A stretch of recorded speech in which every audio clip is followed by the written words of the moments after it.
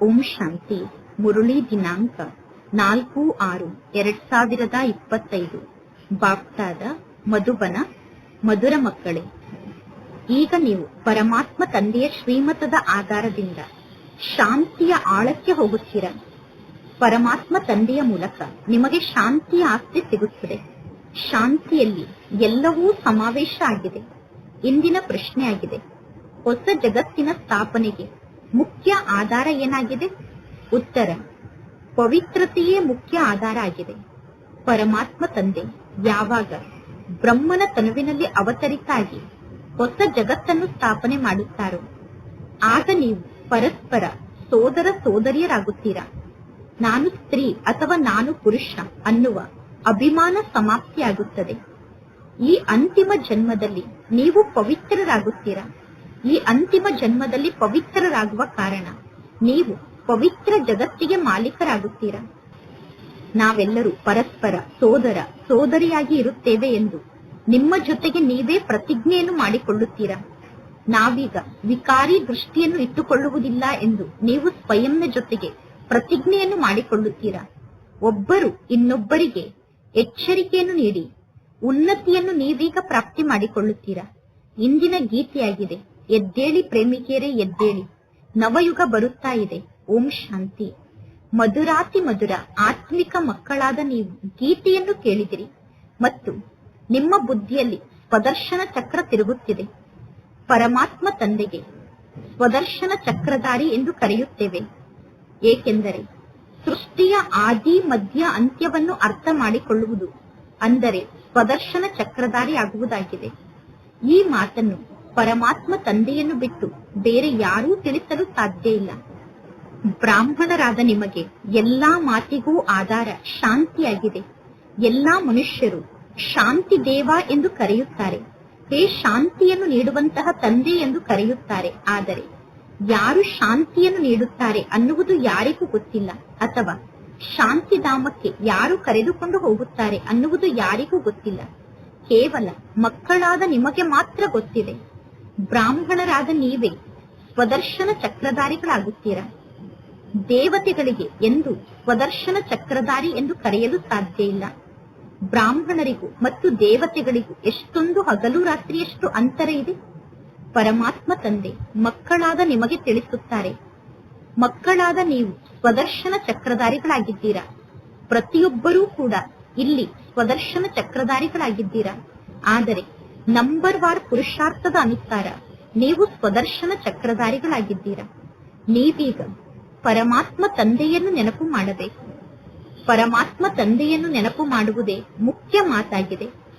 ಪರಮಾತ್ಮ ತಂದೆಯನ್ನು ನೆನಪು ಮಾಡುವುದು ಅಂದರೆ ಶಾಂತಿಯ ಆಸ್ತಿಯನ್ನು ಪಡೆದುಕೊಳ್ಳುವುದಾಗಿದೆ. ಶಾಂತಿಯಲ್ಲಿ ಎಲ್ಲವೂ ಸಮಾವೇಶ ಆಗಿದೆ. ಶಾಂತಿಯ ಮೂಲಕ ನಿಮ್ಮ ಆಯಸ್ಸು ವೃದ್ಧಿಯಾಗುತ್ತದೆ. ನಿಮ್ಮ ತನು ನಿರೋಗಿ ತನು ಆಗುತ್ತದೆ. ಒಬ್ಬ ಪರಮಾತ್ಮ ತಂದೆಯನ್ನು ಬಿಟ್ಟು ಬೇರೆ ಯಾರೂ ನಮ್ಮನ್ನು ಸ್ವದರ್ಶನ ಚಕ್ರಧಾರಿಯನ್ನಾಗಿ ಮಾಡಲು ಸಾಧ್ಯ ಇಲ್ಲ. ಆತ್ಮವೇ ಸ್ವದರ್ಶನ ಚಕ್ರಧಾರಿ ಆಗುತ್ತದೆ. ಪರಮಾತ್ಮ ತಂದೆ ಸ್ವದರ್ಶನ ಚಕ್ರಧಾರಿ ಆಗಿದ್ದಾರೆ, ಏಕೆಂದರೆ ಸೃಷ್ಟಿಯ ಆದಿ ಮಧ್ಯ ಅಂತ್ಯದ ಜ್ಞಾನ ಪರಮಾತ್ಮ ತಂದೆಯ ಬಳಿ ಇದೆ. ಗೀತೆಯಲ್ಲೂ ಕೂಡ ನೀವು ಕೇಳಿದಿರಿ, ಈಗ ಹೊಸ ಜಗತ್ತು ಸ್ಥಾಪನೆ ಆಗುತ್ತಿದೆ ಎಂದು. ಈ ಗೀತೆಯನ್ನು ಮನುಷ್ಯರು ನಿರ್ಮಾಣ ಮಾಡಿದ್ದಾರೆ. ಪರಮಾತ್ಮ ತಂದೆ ಕುಳಿತು ಈ ಗೀತೆಯ ಸಾರವನ್ನು ತಿಳಿಸುತ್ತಾರೆ. ಪರಮಾತ್ಮ ತಂದೆ ಸರ್ವ ಆತ್ಮರಿಗೂ ತಂದೆಯಾಗಿದ್ದಾರೆ. ಅಂದ ಮೇಲೆ ಎಲ್ಲಾ ಮಕ್ಕಳು ಪರಸ್ಪರ ಸೋದರ ಸೋದರರಾಗಿ ಬಿಡುತ್ತಾರೆ. ಪರಮಾತ್ಮ ತಂದೆ ಯಾವಾಗ ಹೊಸ ಜಗತ್ತನ್ನು ರಚನೆ ಮಾಡುತ್ತಾರೋ ಆಗ ಪ್ರಜಾಪಿತ ಬ್ರಹ್ಮನ ಮೂಲಕ ನೀವೆಲ್ಲರೂ ಸೋದರ ಸೋದರಿಯರಾಗುತ್ತೀರಾ. ಪ್ರತಿಯೊಬ್ಬರೂ ಕೂಡ ಬ್ರಹ್ಮ ಕುಮಾರ್ ಬ್ರಹ್ಮ ಕುಮಾರಿಯರಾಗಿದ್ದೀರಾ. ನಾನು ಬ್ರಹ್ಮ ಕುಮಾರ್ ಅಥವಾ ಬ್ರಹ್ಮ ಕುಮಾರಿ ಅನ್ನುವ ಸ್ಮೃತಿ ಬುದ್ಧಿಯಲ್ಲಿ ಧಾರಣೆ ಆದರೆ ನಾನು ಸ್ತ್ರೀ ಆಗಿದ್ದೇನೆ ಅಥವಾ ಪುರುಷ ಆಗಿದ್ದೇನೆ ಅನ್ನುವ ಅಭಿಮಾನ ಸಮಾಪ್ತಿಯಾಗುತ್ತದೆ. ಮನುಷ್ಯರಿಗೆ ಈ ಜ್ಞಾನದ ಮಾತಿನ ಬಗ್ಗೆ ಗೊತ್ತಿಲ್ಲ. ಅಂದರೆ ವಾಸ್ತವದಲ್ಲಿ ನಾವೆಲ್ಲರೂ ಸೋದರ ಸೋದರರಾಗಿದ್ದೇವೆ ಅನ್ನುವುದು ಮನುಷ್ಯರಿಗೆ ಗೊತ್ತಿಲ್ಲ. ಪುನಃ ಪರಮಾತ್ಮ ತಂದೆ ರಚನೆಯನ್ನು ರಚಿಸುತ್ತಾರೆ. ಪರಮಾತ್ಮ ತಂದೆ ರಚನೆಯನ್ನು ರಚಿಸುತ್ತಾರೆ ಅಂದ ಮೇಲೆ ನಾವೆಲ್ಲರೂ ಸೋದರ ಸೋದರಿಯರಾಗಿ ಬಿಡುತ್ತೇವೆ. ನಾವೆಲ್ಲರೂ ಸೋದರ ಸೋದರಿಯರಾದಾಗ ಅಪವಿತ್ರ ದೃಷ್ಟಿ ಸಮಾಪ್ತಿಯಾಗುತ್ತದೆ. ಪರಮಾತ್ಮ ತಂದೆ ಮಕ್ಕಳಾದ ನಮಗೆ ನೆನಪು ಮಾಡಿಸುತ್ತಾರೆ, ಹೇ ಪತಿತ ಪಾವನ ಬನ್ನಿ ಎಂದು ನೀವು ತಂದೆಯಾದ ನನ್ನನ್ನು ಕೂಗಿ ಕರೆಯುತ್ತಾ ಬಂದಿದ್ದೀರಾ. ಈಗ ನಾನು ಬಂದಿದ್ದೇನೆ. ನಾನೀಗ ನಿಮಗೆ ತಿಳಿಸುತ್ತೇನೆ. ಈ ಅಂತಿಮ ಜನ್ಮದಲ್ಲಿ ನೀವು ಪವಿತ್ರರಾಗಿ ಇರಿ. ಈ ಅಂತಿಮ ಜನ್ಮದಲ್ಲಿ ನೀವು ಪವಿತ್ರರಾದರೆ ನೀವು ಪವಿತ್ರ ಜಗತ್ತಿಗೆ ಮಾಲೀಕರಾಗುತ್ತೀರಾ. ನಿಮ್ಮ ಮನೆಯಲ್ಲೂ ಕೂಡ ಇಂತಹ ಪ್ರದರ್ಶನ ಇರಬೇಕು. ಏಕೆಂದರೆ ನೀವೆಲ್ಲರೂ ಬ್ರಾಹ್ಮಣ ಮಕ್ಕಳಾಗಿದ್ದೀರಾ. ನಿಮ್ಮ ಮನೆಯಲ್ಲಿ ಈ ಜ್ಞಾನದ ಚಿತ್ರಗಳು ಅವಶ್ಯವಾಗಿ ಇರಬೇಕು. ಚಿತ್ರದ ಮೂಲಕ ಜ್ಞಾನವನ್ನು ತಿಳಿಸುವುದು ಬಹಳ ಸಹಜ ಆಗಿದೆ. 84 ಜನ್ಮದ ಚಕ್ರದ ಜ್ಞಾನ ಬುದ್ಧಿಯಲ್ಲಿ ಇದೆ. ಒಳ್ಳೆಯದು. ನಿಮಗೆ ಒಬ್ಬ ಟೀಚರ್ ಅನ್ನು ನೀಡುತ್ತೇನೆ ಅಂದರೆ ಒಬ್ಬ ಬ್ರಾಹ್ಮಣಿಯನ್ನು ನೀಡುತ್ತೇನೆ. ಅವರು ಬಂದು ಸೇವೆಯನ್ನು ಮಾಡಿ ಹೋಗುತ್ತಾರೆ.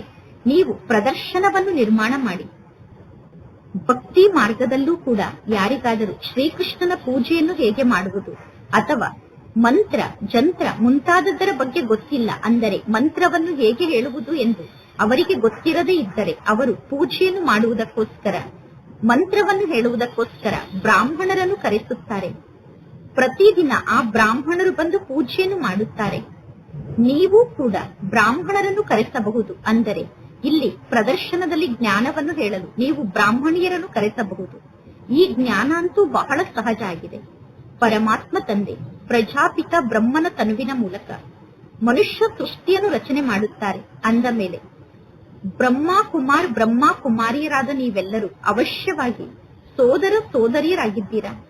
ನೀವೀಗ ಪ್ರತಿಜ್ಞೆಯನ್ನು ಮಾಡುತ್ತೀರಾ, ನಾವಿಬ್ಬರೂ ಕೂಡ ಸೋದರ ಸೋದರಿಯರಾಗಿ ಇರುತ್ತೇವೆ ಎಂದು.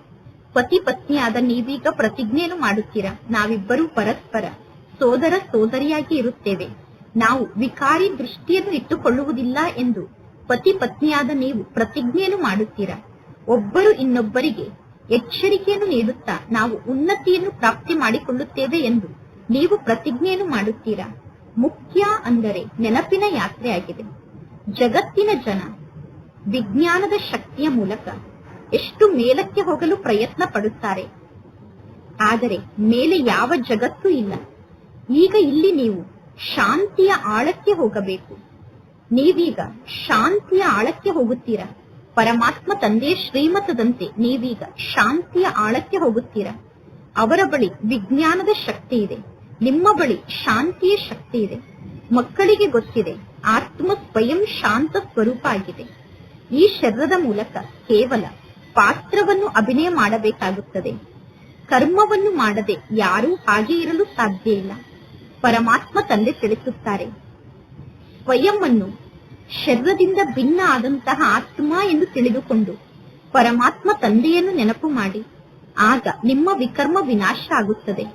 ಪರಮಾತ್ಮ ತಂದೆಯನ್ನು ನೆನಪು ಮಾಡುವುದು ಬಹಳ ಸಹಜ ಆಗಿದೆ. ಎಲ್ಲರಿಗಿಂತ ಜಾಸ್ತಿ ನನ್ನ ಭಕ್ತರಿಗೆ ನೀವು ಜ್ಞಾನವನ್ನು ತಿಳಿಸಿ, ಅಂದರೆ ಶಿವನ ಪೂಜಾರಿಗಳಿಗೆ ಜ್ಞಾನವನ್ನು ತಿಳಿಸಿ. ಸರ್ವಶ್ರೇಷ್ಠ ಪೂಜೆ ಅಂದರೆ ಶಿವನ ಪೂಜೆಯಾಗಿದೆ. ಏಕೆಂದರೆ ಪರಮಾತ್ಮ ಶಿವ ತಂದೆ ಸರ್ವರ ಸದ್ಗತಿದಾತ ಆಗಿದ್ದಾರೆ. ಈಗ ಮಕ್ಕಳಾದ ನಿಮಗೆ ಗೊತ್ತಿದೆ, ಪರಮಾತ್ಮ ತಂದೆ ನಮ್ಮನ್ನು ಜೊತೆಗೆ ಕರೆದುಕೊಂಡು ಹೋಗುವುದಕ್ಕೋಸ್ಕರ ಬಂದಿದ್ದಾರೆ. ನಾವೀಗ ಸಮಯಕ್ಕನುಸಾರವಾಗಿ ನಾಟಕದ ಅನುಸಾರ ಕರ್ಮಾತೀತ ಸ್ಥಿತಿಯನ್ನು ಪ್ರಾಪ್ತಿ ಮಾಡಿಕೊಳ್ಳುತ್ತೇವೆ. ನಾವು ಕರ್ಮಾತೀತ ಸ್ಥಿತಿಯನ್ನು ರೂಪಿಸಿಕೊಂಡಾಗ ಪುನಃ ವಿನಾಶ ಆಗುತ್ತದೆ. ಈಗ ಆತ್ಮರಾದ ನಾವು ಸತೋ ಪ್ರಧಾನ ಸ್ಥಿತಿಯನ್ನು ರೂಪಿಸಿಕೊಳ್ಳಬೇಕು. ಅದಕ್ಕೋಸ್ಕರ ನಾವು ಬಹಳಷ್ಟು ಪುರುಷಾರ್ಥವನ್ನು ಮಾಡಬೇಕು. ಪರಮಾತ್ಮ ತಂದೆಯ ಶ್ರೀಮತದಂತೆ ನಡೆಯಬೇಕು. ಶ್ರೀಮದ್ ಭಗವದ್ಗೀತೆ ಎಂದು ಹೇಳಲಾಗುತ್ತದೆ. ಶ್ರೀಮದ್ ಭಗವದ್ಗೀತೆ ಅನ್ನುವ ಮಹಿಮೆ ಎಷ್ಟು ದೊಡ್ಡ ಮಹಿಮೆ ಆಗಿದೆ. ದೇವತೆಗಳ ಬಗ್ಗೆ ಮಹಿಮೆಯನ್ನು ಮಾಡಲಾಗುತ್ತದೆ. ದೇವತೆಗಳಿಗೆ ಸರ್ವಗುಣ ಸಂಪನ್ನರು, ಸಂಪೂರ್ಣ ನಿರ್ವಿಕಾರಿಗಳು ಎಂದು ಮಹಿಮೆಯನ್ನು ಮಾಡಲಾಗುತ್ತದೆ. ಪರಮಾತ್ಮ ತಂದೆ ಬಂದು ನಮ್ಮನ್ನು ಸಂಪೂರ್ಣ ಪಾವನರನ್ನಾಗಿ ಮಾಡುತ್ತಾರೆ. ಯಾವಾಗ ಸಂಪೂರ್ಣ ಪತಿತ ಜಗತ್ತು ನಿರ್ಮಾಣ ಆಗುತ್ತದೆಯೋ, ಅಂದರೆ ಯಾವಾಗ ಜಗತ್ತು ಸಂಪೂರ್ಣ ಪತಿತ ಆಗುತ್ತದೆಯೋ, ಆಗ ಪರಮಾತ್ಮ ತಂದೆ ಬಂದು ಸಂಪೂರ್ಣ ಪಾವನ ಜಗತ್ತನ್ನು ನಿರ್ಮಾಣ ಮಾಡುತ್ತಾರೆ. ಎಲ್ಲರೂ ಹೇಳುತ್ತಾರೆ, ನಾವು ಭಗವಂತ ತಂದೆಗೆ ಮಕ್ಕಳಾಗಿದ್ದೇವೆ. ಅಂದ ಮೇಲೆ ಅವಶ್ಯವಾಗಿ ನಮಗೆ ಸ್ವರ್ಗದ ಆಸ್ತಿ ಪ್ರಾಪ್ತಿಯಾಗಿರಬೇಕು. ಪ್ರಜಾಪಿತ ಬ್ರಹ್ಮನ ಮೂಲಕ ಈಗ ನಾವೆಲ್ಲರೂ ಸೋದರ ಸೋದರಿಯರಾಗಿದ್ದೇವೆ. ಕಲ್ಪದ ಮೊದಲು ಕೂಡ ಪರಮಾತ್ಮ ತಂದೆ ಬಂದಿದ್ದರು. ಶಿವ ಜಯಂತಿಯನ್ನು ಆಚರಣೆ ಮಾಡುತ್ತಾರೆ. ಅವಶ್ಯವಾಗಿ ಪ್ರಜಾಪಿತ ಬ್ರಹ್ಮನಿಗೆ ನಾವು ಮಕ್ಕಳಾಗಿರಬೇಕು. ಪರಮಾತ್ಮ ತಂದೆಯ ಸಮ್ಮುಖದಲ್ಲಿ ನಾವು ಪ್ರತಿಜ್ಞೆಯನ್ನು ಮಾಡುತ್ತೇವೆ, ಬಾಬಾ ನಾವೀಗ ಪರಸ್ಪರ ಜೊತೆಗಾರರಾಗಿ ಇರುತ್ತೇವೆ. ಅಂದರೆ ಪತಿ ಪತ್ನಿಯಾದ ನಾವು ಪರಸ್ಪರ ಜೊತೆಗಾರರಾಗಿ ಇರುತ್ತೇವೆ, ನಾವು ಪವಿತ್ರರಾಗಿ ಇರುತ್ತೇವೆ ಎಂದು ಪರಮಾತ್ಮ ತಂದೆಯ ಸಮ್ಮುಖದಲ್ಲಿ ನೀವು ಪ್ರತಿಜ್ಞೆಯನ್ನು ಮಾಡುತ್ತೀರಾ. ನಾವು ಪರಮಾತ್ಮ ತಂದೆಯ ಆದೇಶದಂತೆ ನಡೆಯುತ್ತೇವೆ. ಬಾಬಾ ನಾವೀಗ ನಿಮ್ಮ ಆದೇಶದಂತೆ ನಡೆಯುತ್ತೇವೆ. ಪವಿತ್ರರಾಗಿ ಇರುವುದು ದೊಡ್ಡ ಮಾತೇನೂ ಅಲ್ಲ. ಈಗ ಇದು ಅಂತಿಮ ಜನ್ಮ ಆಗಿದೆ. ಈ ಮೃತ್ಯುಲೋಕ ಸಮಾಪ್ತಿ ಆಗಲೇಬೇಕು. ಈಗ ನೀವು ತಿಳುವಳಿಕೆ ಉಳ್ಳವರಾಗಿದ್ದೀರಾ. ಕೆಲವರು ತಮ್ಮನ್ನು ತಾವು ಭಗವಂತ ಎಂದು ಹೇಳಿಕೊಳ್ಳುತ್ತಾರೆ. ಇನ್ನು ಕೆಲವರು ಹೇಳುತ್ತಾರೆ ಭಗವಂತ ತಂದೆ ಸರ್ವರ ಸದ್ಗತಿದಾತ ಆಗಿದ್ದಾರೆ ಎಂದು. ಪರಮಾತ್ಮ ತಂದೆ ಸರ್ವರ ಸದ್ಗತಿದಾತ ಆಗಿದ್ದಾರೆ ಅಂದ ಮೇಲೆ ನೀವು ಪುನಃ ಸ್ವಯಂ ಅನ್ನು ಭಗವಂತ ಎಂದು ಹೇಗೆ ಹೇಳಿಕೊಳ್ಳಲು ಸಾಧ್ಯ? ಆದರೆ ಈ ರೀತಿ ತಿಳಿದುಕೊಳ್ಳುವುದೂ ಕೂಡ ನಾಟಕದ ಆಟದಲ್ಲಿ ಫಿಕ್ಸ್ ಆಗಿದೆ. ತಮ್ಮನ್ನು ತಾವು ಭಗವಂತ ಎಂದು ತಿಳಿದುಕೊಳ್ಳುವುದೂ ಕೂಡ ನಾಟಕದ ಆಟ ಆಗಿದೆ. ಪರಮಾತ್ಮ ತಂದೆ ಈಗ ಮಕ್ಕಳಾದ ನಿಮ್ಮನ್ನು ಸ್ವದರ್ಶನ ಚಕ್ರಧಾರಿಯನ್ನಾಗಿ ಮಾಡುತ್ತಿದ್ದಾರೆ. ಪರಮಾತ್ಮ ತಂದೆ ತಿಳಿಸುತ್ತಾರೆ, ಈಗ ನೀವು ಸೇವೆಯಲ್ಲಿ ತತ್ಪರಾಗಿ ಮನೆ ಮನೆಯಲ್ಲೂ ಪ್ರದರ್ಶನವನ್ನು ತೆರೆಯಿರಿ. ಪ್ರದರ್ಶನವನ್ನು ತೆರೆಯುವುದಕ್ಕಿಂತ ಮಹಾನ್ ಪುಣ್ಯದ ಕಾರ್ಯ ಬೇರೆ ಯಾವುದೂ ಇಲ್ಲ. ಎಲ್ಲರಿಗೂ ಪರಮಾತ್ಮ ತಂದೆಯ ಬಗ್ಗೆ ಮಾರ್ಗವನ್ನು ತಿಳಿಸಬೇಕು. ಜ್ಞಾನ ದಾನಕ್ಕಿಂತ ಶ್ರೇಷ್ಠ ದಾನ ಬೇರೆ ಯಾವುದೂ ಇಲ್ಲ. ಪರಮಾತ್ಮ ತಂದೆಯ ಮಾರ್ಗವನ್ನು ತಿಳಿಸುವುದಕ್ಕಿಂತ ದೊಡ್ಡ ದಾನ ಬೇರೆ ಯಾವುದೂ ಇಲ್ಲ. ಪರಮಾತ್ಮ ತಂದೆ ತಿಳಿಸುತ್ತಾರೆ, ತಂದೆಯಾದ ನನ್ನೊಬ್ಬನನ್ನೇ ನೀವು ನೆನಪು ಮಾಡಿ, ಆಗ ನಿಮ್ಮ ಪಾಪ ನಾಶ ಆಗುತ್ತದೆ. ಹೇ ಪತಿತ ಪಾವನ, ಹೇ ಮುಕ್ತಿದಾತ, ಹೇ ಮಾರ್ಗದರ್ಶಕ ಬನ್ನಿ ಎಂದು ನೀವು ಪರಮಾತ್ಮ ತಂದೆಯನ್ನು ಕೂಗಿ ಕರೆಯುತ್ತೀರಾ. ನಿಮಗೆ ಪಾಂಡವರು ಅನ್ನುವ ಹೆಸರಿನಿಂದ ಗಾಯನವನ್ನು ಮಾಡಲಾಗುತ್ತದೆ. ಪರಮಾತ್ಮ ತಂದೆ ಮಾರ್ಗದರ್ಶಕ ಆಗಿದ್ದಾರೆ. ಎಲ್ಲಾ ಆತ್ಮರನ್ನು ತಂದೆ ವಾಪಸ್ ಮನೆಗೆ ಕರೆದುಕೊಂಡು ಹೋಗುತ್ತಾರೆ. ಲೌಕಿಕ ಜಗತ್ತಿನಲ್ಲಿ ಶಾರೀರಿಕ ಮಾರ್ಗದರ್ಶಕರಿದ್ದಾರೆ. ಇಲ್ಲಿ ನೀವು ಆತ್ಮಿಕ ಮಾರ್ಗದರ್ಶಕರಾಗಿದ್ದೀರಾ. ಲೌಕಿಕ ಜಗತ್ತಿನಲ್ಲಿ ಶಾರೀರಿಕ ಯಾತ್ರೆಗೆ ಹೋಗುತ್ತಾರೆ. ಇದು ಆತ್ಮಿಕ ಯಾತ್ರೆ ಆಗಿದೆ. ಸತ್ಯಯುಗದಲ್ಲಿ ಶಾರೀರಿಕ ಯಾತ್ರೆ ಇರುವುದಿಲ್ಲ. ಭಕ್ತಿ ಮಾರ್ಗ ಸತ್ಯಯುಗದಲ್ಲಿ ಇರುವುದಿಲ್ಲ. ಸತ್ಯಯುಗದಲ್ಲಿ ನೀವು ಪೂಜ್ಯರಾಗಿರುತ್ತೀರಾ. ಈಗ ಪರಮಾತ್ಮ ತಂದೆ ನಿಮ್ಮನ್ನು ಎಷ್ಟೊಂದು ತಿಳುವಳಿಕೆ ಉಳ್ಳವರನ್ನಾಗಿ ಮಾಡುತ್ತಾರೆ. ಅಂದ ಮೇಲೆ ನೀವೀಗ ಪರಮಾತ್ಮ ತಂದೆಯ ಮತದಂತೆ ನಡೆಯಬೇಕು. ಯಾವುದಾದರೂ ಮಾತಿನಲ್ಲಿ ಸಂಶಯ ಉತ್ಪನ್ನ ಆದರೆ ನೀವು ಪರಮಾತ್ಮ ತಂದೆಯನ್ನು ಕೇಳಬೇಕು. ಈಗ ಪರಮಾತ್ಮ ತಂದೆ ತಿಳಿಸುತ್ತಾರೆ, ಮಧುರಾತಿ ಮಧುರ ಮಕ್ಕಳೇ, ಆತ್ಮ ಅಭಿಮಾನಿಗಳಾಗಿ ಸ್ವಯಂ ಅನ್ನು ಆತ್ಮ ಎಂದು ತಿಳಿದುಕೊಂಡು ಪರಮಾತ್ಮ ತಂದೆಯನ್ನು ನೆನಪು ಮಾಡಿ. ನೀವು ನನಗೆ ಮುದ್ದಿನ ಮಕ್ಕಳಾಗಿದ್ದೀರಾ. ನೀವು ಅರ್ಧ ಕಲ್ಪದ ಪ್ರಿಯತಮಿಯರಾಗಿದ್ದೀರಾ. ಒಬ್ಬ ಪರಮಾತ್ಮ ತಂದೆಗೆ ಅನೇಕ ಹೆಸರನ್ನು ಇಟ್ಟಿದ್ದಾರೆ. ಪರಮಾತ್ಮ ತಂದೆಗೆ ಅನೇಕ ಹೆಸರನ್ನು ಇಟ್ಟು ಅನೇಕ ಮಂದಿರವನ್ನು ನಿರ್ಮಾಣ ಮಾಡುತ್ತಾರೆ. ಆದರೆ ನಾನಂತೂ ಒಬ್ಬನೇ ಆಗಿದ್ದೇನೆ ಎಂದು ಪರಮಾತ್ಮ ತಂದೆ ತಿಳಿಸುತ್ತಾರೆ. ನನ್ನ ಹೆಸರು ಶಿವ ಆಗಿದೆ. 5000 ವರ್ಷದ ಮೊದಲು ಕೂಡ ಪರಮಾತ್ಮ ತಂದೆ ಭಾರತದಲ್ಲೇ ಬಂದಿದ್ದರು. ಭಾರತದಲ್ಲೇ ಮಕ್ಕಳನ್ನು ದತ್ತು ತೆಗೆದುಕೊಂಡಿದ್ದರು. ಈಗ ಪುನಃ ಪರಮಾತ್ಮ ತಂದೆ ಮಕ್ಕಳನ್ನು ದತ್ತು ತೆಗೆದುಕೊಳ್ಳುತ್ತಿದ್ದಾರೆ. ನೀವೀಗ ಬ್ರಹ್ಮನಿಗೆ ಮಕ್ಕಳಾಗಿರುವ ಕಾರಣ ಪರಮಾತ್ಮ ಶಿವ ತಂದೆಗೆ ನೀವು ಮೊಮ್ಮಕ್ಕಳಾಗಿದ್ದೀರಾ. ಆತ್ಮಕ್ಕೆ ಇಲ್ಲಿ ಆಸ್ತಿ ಸಿಗುತ್ತದೆ. ಈ ಜ್ಞಾನ ಮಾರ್ಗದಲ್ಲಿ ಸೋದರ ಸೋದರಿ ಅನ್ನುವ ಪ್ರಶ್ನೆ ಉತ್ಪನ್ನ ಆಗಲು ಸಾಧ್ಯ ಇಲ್ಲ. ಆತ್ಮವೇ ಶಿಕ್ಷಣವನ್ನು ಕಲಿಯುತ್ತದೆ. ಆತ್ಮವೇ ಆಸ್ತಿಯನ್ನು ಪಡೆದುಕೊಳ್ಳುತ್ತದೆ. ಪ್ರತಿಯೊಬ್ಬರಿಗೂ ತಂದೆಯ ಮೂಲಕ ಆಸ್ತಿಯನ್ನು ಪಡೆದುಕೊಳ್ಳಲು ಅಧಿಕಾರ ಇದೆ. ಈಗ ಮಕ್ಕಳಾದ ನೀವು ಈ ಹಳೆಯ ಜಗತ್ತಿನಲ್ಲಿ ಏನೆಲ್ಲವನ್ನು ನೋಡುತ್ತಿದ್ದೀರೋ ಅದೆಲ್ಲವೂ ವಿನಾಶ ಆಗಲೇಬೇಕು. ಅವಶ್ಯವಾಗಿ ಮಹಾಭಾರತ ಯುದ್ಧ ನಡೆಯುತ್ತದೆ. ಬೇಹದ್ದಿನ ತಂದೆ ಬೇಹದ್ದಿನ ಆಸ್ತಿಯನ್ನು ನೀಡುತ್ತಿದ್ದಾರೆ. ಬೇಹದ್ದಿನ ತಂದೆ ಬೇಹದ್ದಿನ ಜ್ಞಾನವನ್ನು ತಿಳಿಸುತ್ತಿದ್ದಾರೆ. ಅಂದ ಮೇಲೆ ನೀವೀಗ ಬೇಹದ್ದಿನ ತ್ಯಾಗವನ್ನು ಮಾಡಬೇಕು. ನಿಮಗೆ ಗೊತ್ತಿದೆ, ಕಲ್ಪದ ಮೊದಲು ಕೂಡ ಪರಮಾತ್ಮ ತಂದೆ ನಮಗೆ ರಾಜಯೋಗವನ್ನು ಕಲಿಸಿದ್ದರು. ರಾಜಶ್ವ ಅಶ್ವಮೇಧ ಯಜ್ಞವನ್ನು ರಚನೆ ಮಾಡಿದ್ದರು. ಪುನಃ ರಾಜ್ಯವನ್ನು ಪಡೆದುಕೊಳ್ಳುವುದಕ್ಕೋಸ್ಕರ ಸತ್ಯುಗ ಅಂದರೆ ಹೊಸ ಜಗತ್ತು ಅವಶ್ಯವಾಗಿ ಬೇಕು. ಹಳೆಯ ಜಗತ್ತಿನ ವಿನಾಶ ಆಗಿತ್ತು. ಇದು 5000 ವರ್ಷದ ಮಾತಾಗಿದೆ. ಈ ಯುದ್ಧ ಇದೇ ರೀತಿ ನಡೆದಿತ್ತು. ಈ ಯುದ್ಧದ ಮೂಲಕ ಸ್ವರ್ಗದ ಗೇಟ್ ತೆರೆದಿತ್ತು. ಸ್ವರ್ಗದ ಗೇಟ್ ಅನ್ನು ಹೇಗೆ ತೆರೆಯಲಾಗುತ್ತದೆ ಅನ್ನುವುದನ್ನು ಇಲ್ಲಿ ಬಂದು ತಿಳಿದುಕೊಳ್ಳಿ ಎಂದು ಬೋರ್ಡ್ನಲ್ಲಿ ನೀವು ಬರೆಯಬೇಕು.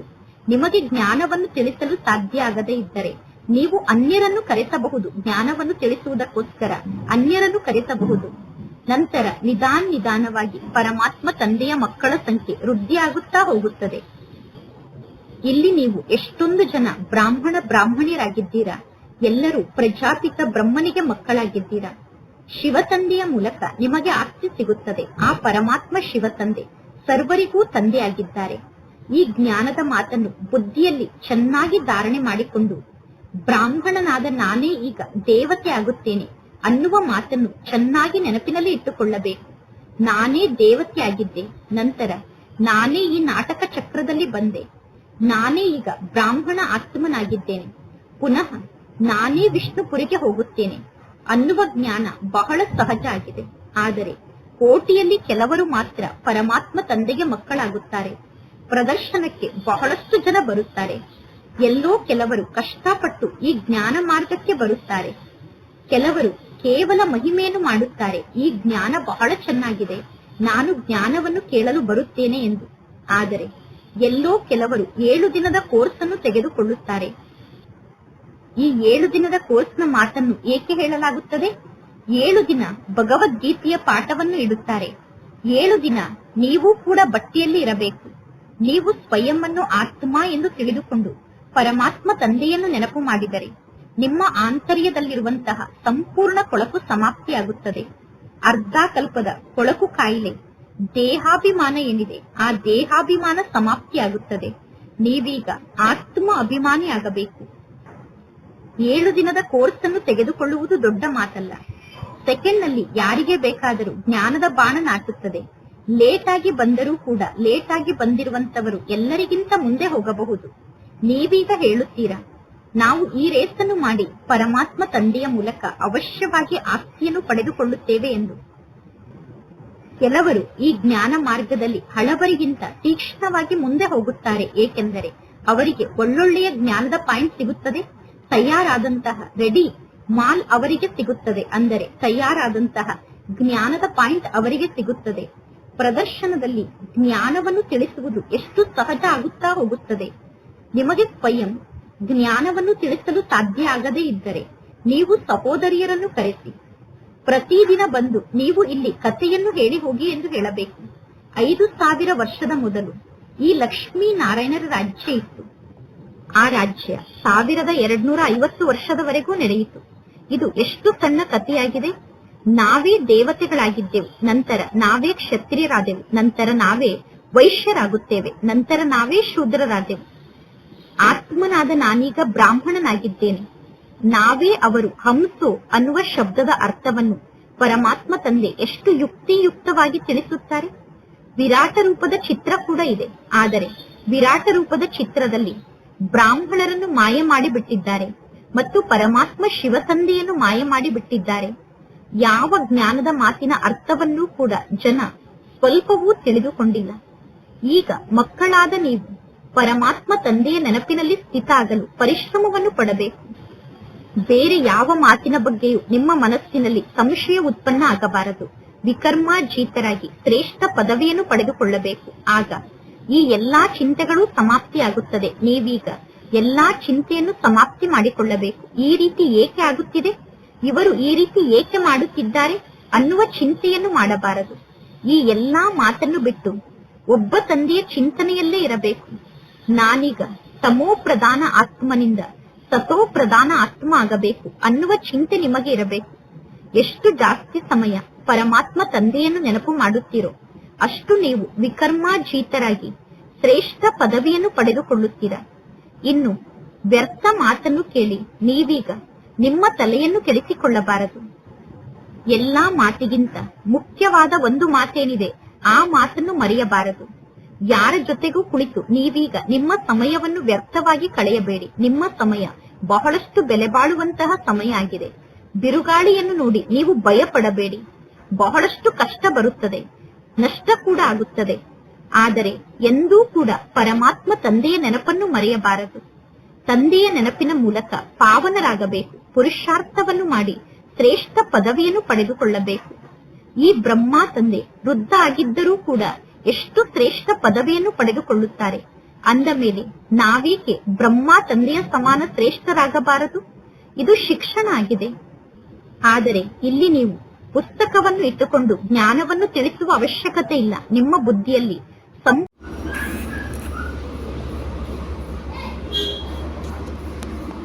ಹಳಬರಿಗಿಂತ ತೀಕ್ಷ್ಣವಾಗಿ ಮುಂದೆ ಹೋಗುತ್ತಾರೆ. ಏಕೆಂದರೆ ಅವರಿಗೆ ಒಳ್ಳೊಳ್ಳೆಯ ಜ್ಞಾನದ ಪಾಯಿಂಟ್ ಸಿಗುತ್ತದೆ.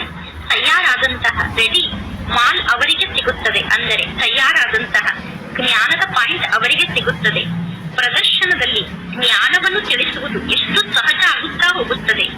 ನಿಮಗೆ ಸ್ವಯಂ ಜ್ಞಾನವನ್ನು ತಿಳಿಸಲು ಸಾಧ್ಯ ಆಗದೇ ಇದ್ದರೆ ನೀವು ಸಹೋದರಿಯರನ್ನು ಕರೆಸಿ. ಪ್ರತಿದಿನ ಬಂದು ನೀವು ಇಲ್ಲಿ ಕಥೆಯನ್ನು ಹೇಳಿ ಹೋಗಿ ಎಂದು ಹೇಳಬೇಕು. 5000 ವರ್ಷದ ಮೊದಲು ಈ ಲಕ್ಷ್ಮೀ ನಾರಾಯಣರ ರಾಜ್ಯ ಇತ್ತು. ಆ ರಾಜ್ಯ 1250 ವರ್ಷದವರೆಗೂ ನಡೆಯಿತು. ಇದು ಎಷ್ಟು ಸಣ್ಣ ಕಥೆಯಾಗಿದೆ.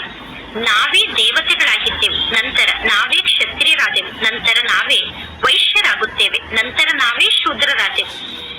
ಆತ್ಮನಾದ ನಾನೀಗ ಬ್ರಾಹ್ಮಣನಾಗಿದ್ದೇನೆ.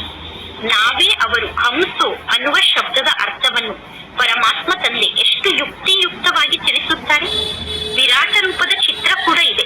ಆದರೆ ವಿರಾಟ ರೂಪದ ಚಿತ್ರದಲ್ಲಿ ಬ್ರಾಹ್ಮಣರನ್ನು ಮಾಯ ಮಾಡಿ ಬಿಟ್ಟಿದ್ದಾರೆ ಮತ್ತು ಪರಮಾತ್ಮ ಶಿವತಂದೆಯನ್ನು ಮಾಯ ಮಾಡಿ ಬಿಟ್ಟಿದ್ದಾರೆ. ಯಾವ ಜ್ಞಾನದ ಮಾತಿನ ಅರ್ಥವನ್ನೂ ಕೂಡ ಜನ ಸ್ವಲ್ಪವೂ ತಿಳಿದುಕೊಂಡಿಲ್ಲ. ಈಗ ಮಕ್ಕಳಾದ ನೀವು ಪರಮಾತ್ಮ ತಂದೆಯ ನೆನಪಿನಲ್ಲಿ ಸ್ಥಿತ ಆಗಲು ಪರಿಶ್ರಮವನ್ನು ಪಡಬೇಕು. ಬೇರೆ ಯಾವ ಮಾತಿನ ಬಗ್ಗೆಯೂ ನಿಮ್ಮ ಮನಸ್ಸಿನಲ್ಲಿ ಸಂಶಯ ಉತ್ಪನ್ನ ಆಗಬಾರದು. ವಿಕರ್ಮಾಜೀತರಾಗಿ ಶ್ರೇಷ್ಠ ಪದವಿಯನ್ನು ಪಡೆದುಕೊಳ್ಳಬೇಕು. ಆಗ ಈ ಎಲ್ಲಾ ಚಿಂತೆಗಳು ಸಮಾಪ್ತಿಯಾಗುತ್ತದೆ. ನೀವೀಗ ಎಲ್ಲಾ ಚಿಂತೆಯನ್ನು ಸಮಾಪ್ತಿ ಮಾಡಿಕೊಳ್ಳಬೇಕು. ಈ ರೀತಿ ಏಕೆ ಆಗುತ್ತಿದೆ, ಇವರು ಈ ರೀತಿ ಏಕೆ ಮಾಡುತ್ತಿದ್ದಾರೆ ಅನ್ನುವ ಚಿಂತೆಯನ್ನು ಮಾಡಬಾರದು. ಈ ಎಲ್ಲಾ ಮಾತನ್ನು ಬಿಟ್ಟು ಒಬ್ಬ ತಂದೆಯ ಚಿಂತನೆಯಲ್ಲೇ ಇರಬೇಕು. ನಾನೀಗ ತಮೋ ಪ್ರಧಾನ ಆತ್ಮನಿಂದ ಸತೋ ಪ್ರಧಾನ ಆತ್ಮ ಆಗಬೇಕು ಅನ್ನುವ ಚಿಂತೆ ನಿಮಗೆ ಇರಬೇಕು. ಎಷ್ಟು ಜಾಸ್ತಿ ಸಮಯ ಪರಮಾತ್ಮ ತಂದೆಯನ್ನು ನೆನಪು ಮಾಡುತ್ತೀರೋ ಅಷ್ಟು ನೀವು ವಿಕರ್ಮಾಜೀತರಾಗಿ ಶ್ರೇಷ್ಠ ಪದವಿಯನ್ನು ಪಡೆದುಕೊಳ್ಳುತ್ತೀರಾ. ಇನ್ನು ವ್ಯರ್ಥ ಮಾತನ್ನು ಕೇಳಿ ನೀವೀಗ ನಿಮ್ಮ ತಲೆಯನ್ನು ಕೆಡಿಸಿಕೊಳ್ಳಬಾರದು. ಎಲ್ಲಾ ಮಾತಿಗಿಂತ ಮುಖ್ಯವಾದ ಒಂದು ಮಾತೇನಿದೆ, ಆ ಮಾತನ್ನು ಮರೆಯಬಾರದು. ಯಾರ ಜೊತೆಗೂ ಕುಳಿತು ನೀವೀಗ ನಿಮ್ಮ ಸಮಯವನ್ನು ವ್ಯರ್ಥವಾಗಿ ಕಳೆಯಬೇಡಿ. ನಿಮ್ಮ ಸಮಯ ಬಹಳಷ್ಟು ಬೆಲೆ ಬಾಳುವಂತಹ ಸಮಯ ಆಗಿದೆ. ಬಿರುಗಾಳಿಯನ್ನು ನೋಡಿ ನೀವು ಭಯ ಪಡಬೇಡಿ. ಬಹಳಷ್ಟು ಕಷ್ಟ ಬರುತ್ತದೆ, ನಷ್ಟ ಕೂಡ ಆಗುತ್ತದೆ. ಆದರೆ ಎಂದೂ ಕೂಡ ಪರಮಾತ್ಮ ತಂದೆಯ ನೆನಪನ್ನು ಮರೆಯಬಾರದು. ತಂದೆಯ ನೆನಪಿನ ಮೂಲಕ ಪಾವನರಾಗಬೇಕು. ಪುರುಷಾರ್ಥವನ್ನು ಮಾಡಿ ಶ್ರೇಷ್ಠ ಪದವಿಯನ್ನು ಪಡೆದುಕೊಳ್ಳಬೇಕು. ಈ ಬ್ರಹ್ಮ ತಂದೆ ವೃದ್ಧ ಆಗಿದ್ದರೂ ಕೂಡ ಎಷ್ಟು ಶ್ರೇಷ್ಠ ಪದವಿಯನ್ನು ಪಡೆದುಕೊಳ್ಳುತ್ತಾರೆ. ಅಂದ ಮೇಲೆ ನಾವೇಕೆ ಬ್ರಹ್ಮ ತಂದೆಯ ಸಮಾನ ಶ್ರೇಷ್ಠರಾಗಬಾರದು? ಇದು ಶಿಕ್ಷಣ ಆಗಿದೆ. ಆದರೆ ಇಲ್ಲಿ ನೀವು ಪುಸ್ತಕವನ್ನು ಇಟ್ಟುಕೊಂಡು ಜ್ಞಾನವನ್ನು ತಿಳಿಸುವ ಅವಶ್ಯಕತೆ ಇಲ್ಲ. ನಿಮ್ಮ ಬುದ್ಧಿಯಲ್ಲಿ ಸಂಪೂರ್ಣ ಕಥೆಯ ಸ್ಮೃತಿ ಇದೆ. ಈ ಕಥೆ ಎಷ್ಟು ಸಣ್ಣದಾದ ಕಥೆಯಾಗಿದೆ. 1 ಸೆಕೆಂಡ್ನ ಮಾತಾಗಿದೆ. ಸೆಕೆಂಡ್ನಲ್ಲಿ ಜೀವನ್ಮುಕ್ತಿ ಪ್ರಾಪ್ತಿಯಾಗುತ್ತದೆ. ಮುಖ್ಯ ಮಾತು ಅಂದರೆ ಒಬ್ಬ ಪರಮಾತ್ಮ ತಂದೆಯನ್ನು ನೆನಪು ಮಾಡಿ. ಯಾವ ಪರಮಾತ್ಮ ತಂದೆ ನಿಮ್ಮನ್ನು ವಿಶ್ವಕ್ಕೆ ಮಾಲೀಕರನ್ನಾಗಿ ಮಾಡುತ್ತಾರೋ ಆ ಪರಮಾತ್ಮ ತಂದೆಯನ್ನು ನೀವು ಮರೆತು ಬಿಡುತ್ತೀರಾ? ಮಕ್ಕಳು ಹೇಳುತ್ತಾರೆ, ಎಲ್ಲರೂ ರಾಜರಾಗಲು ಹೇಗೆ ಸಾಧ್ಯ ಎಂದು. ಪರಮಾತ್ಮ ತಂದೆ ತಿಳಿಸುತ್ತಾರೆ, ನೀವೀಗ ಎಲ್ಲರ ಚಿಂತೆಯನ್ನು ಏಕೆ ಮಾಡುತ್ತೀರಾ? ಶಾಲೆಯಲ್ಲಿ ವಿದ್ಯಾರ್ಥಿಗಳು ಎಂದಾದರೂ ಎಲ್ಲರೂ ಹೇಗೆ ಸ್ಕಾಲರ್ಶಿಪ್ ಅನ್ನು ಪಡೆದುಕೊಳ್ಳಲು ಸಾಧ್ಯ ಎಂದು ಚಿಂತೆಯನ್ನು ಮಾಡುತ್ತಾರೇನು? ಅವರು ಶಿಕ್ಷಣವನ್ನು ಓದುವುದರಲ್ಲಿ ತೊಡಗಿರುತ್ತಾರೆ. ಪ್ರತಿಯೊಬ್ಬರ ಪುರುಷಾರ್ಥದ ಆಧಾರದಿಂದ ಅರ್ಥ ಮಾಡಿಕೊಳ್ಳಲಾಗುತ್ತದೆ ಇವರು ಎಂತಹ ಪದವಿಯನ್ನು ಪಡೆದುಕೊಳ್ಳುವಂತವರಾಗಿದ್ದಾರೆ ಎಂದು. ಒಳ್ಳೆಯದು.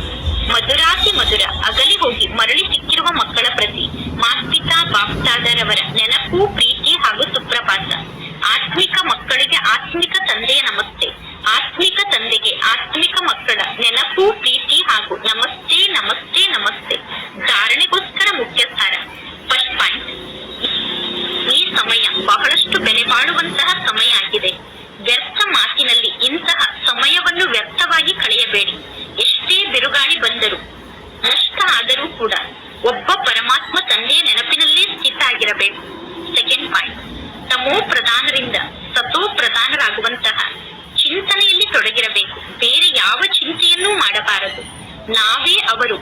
ನಾವು ಹಂಸೋ ಸೋಹಂ ಅನ್ನುವ ಒಂದು ಸಣ್ಣ ಕಥೆಯನ್ನು ಬಹಳಷ್ಟು ಯುಕ್ತಿಯಿಂದ ಅರ್ಥ ಮಾಡಿಕೊಳ್ಳಬೇಕು ಮತ್ತು ಅನ್ಯರಿಗೂ ತಿಳಿಸಬೇಕು.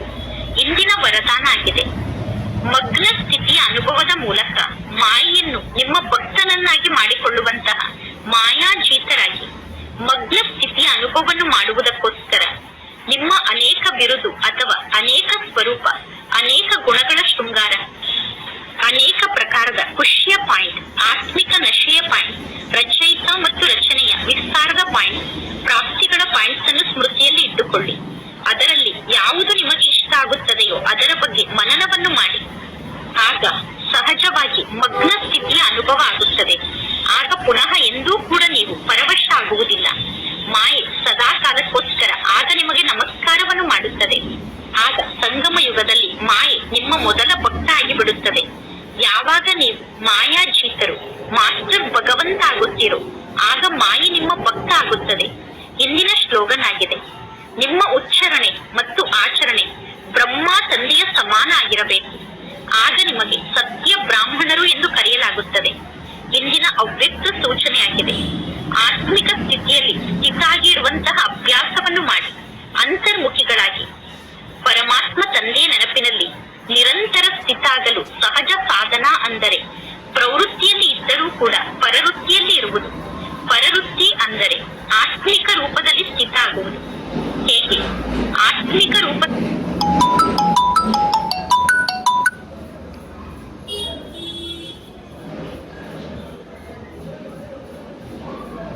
ಬಿರುದು ಅಥವಾ ಅನೇಕ ಸ್ವರೂಪ, ಅನೇಕ ಗುಣಗಳ ಶೃಂಗಾರ, ಅನೇಕ ಪ್ರಕಾರದ ಖುಷಿಯ ಪಾಯಿಂಟ್, ಆತ್ಮಿಕ ನಶೆಯ ಪಾಯಿಂಟ್, ರಚಯಿತ ಮತ್ತು ರಚನೆಯ ವಿಸ್ತಾರದ ಪಾಯಿಂಟ್, ಪ್ರಾಪ್ತಿಗಳ ಪಾಯಿಂಟ್ಸ್ ಅನ್ನು ಸ್ಮೃತಿಯಲ್ಲಿ ಇಟ್ಟುಕೊಳ್ಳಿ.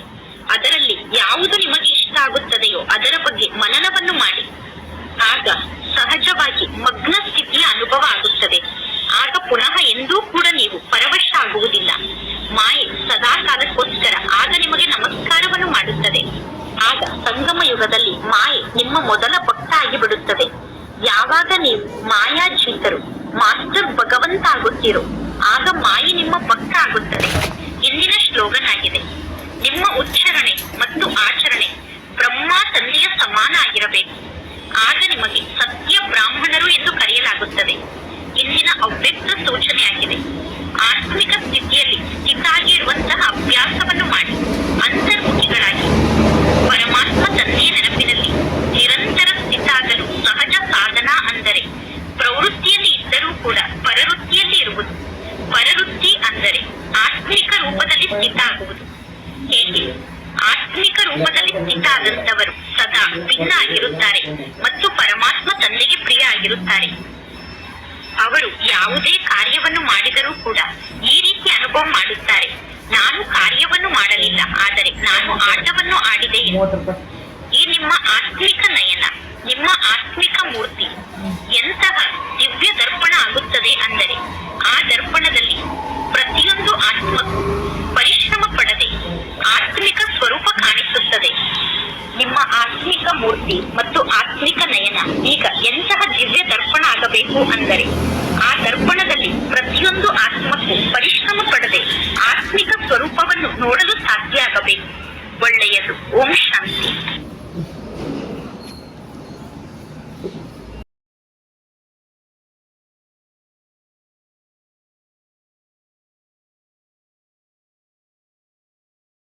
ಪೂರ್ಣ